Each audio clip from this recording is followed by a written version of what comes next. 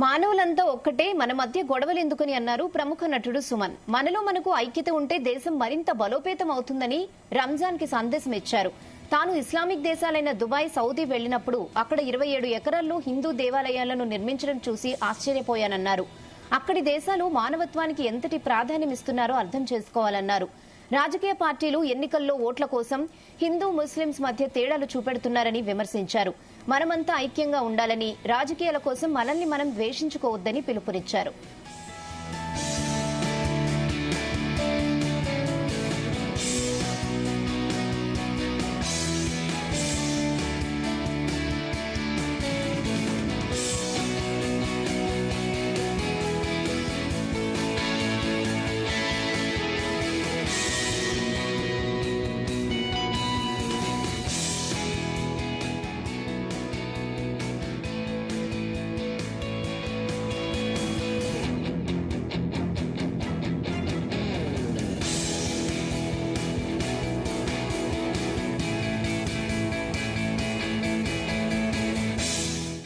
So ఈ రోజు ముఖ్యంగా నేను చెప్పాల్సింది ఏంటంటే, నేను ఈ రోజు మక్తుమ్ బ్రదర్స్కి వచ్చాను. జనరల్గా రంజాన్ టైంలో కొన్ని నాది పాత బట్టలు ఉంటే నేను తీసుకొచ్చి ఇక్కడ నేను ఇస్తాను. అంటే చాలా మంది పేదవాళ్ళు ఉంటారు.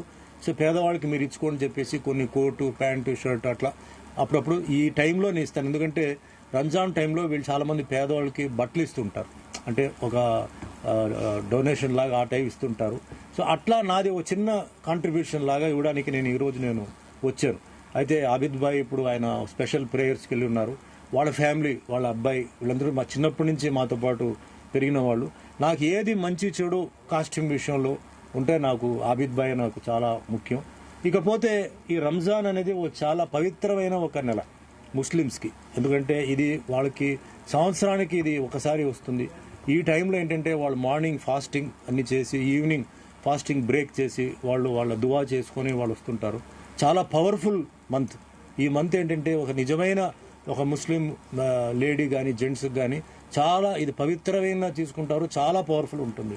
సో ఈ టైంలో నేను మా ముస్లిం ఫ్యాన్స్ ఎవరైతే ఉన్నారో, మా నెల్లూరు రషీద్ కానీ, ఇక్కడ ఖమరుద్దీన్ కానీ, ఇంకా పేర్లు చాలా ఉన్నాయి, వాళ్ళందరికీ నేను ఒకటే చెప్తున్నాను, మీ దువాలో నా పేరు కూడా మీరు పెట్టండి. నా కోసం కూడా మీరు ఎన్నో సంవత్సరాల నుంచి సొంత అన్న తమ్ముళ్ళలాగా మీరు ఉన్నారు.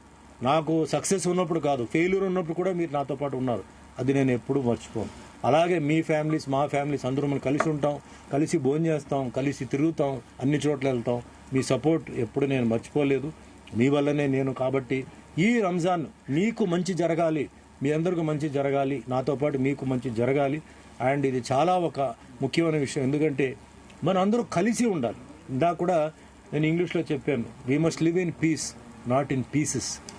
ఎందుకు అంటే మనం 200 సంవత్సరాలు బ్రతుకుతాం లేదు, ఎప్పుడు ఏం జరుగుతుందో తెలియదు. అది పైన వాళ్ళ ఒక ఆర్డర్ ప్రకారం జరుగుతుంది.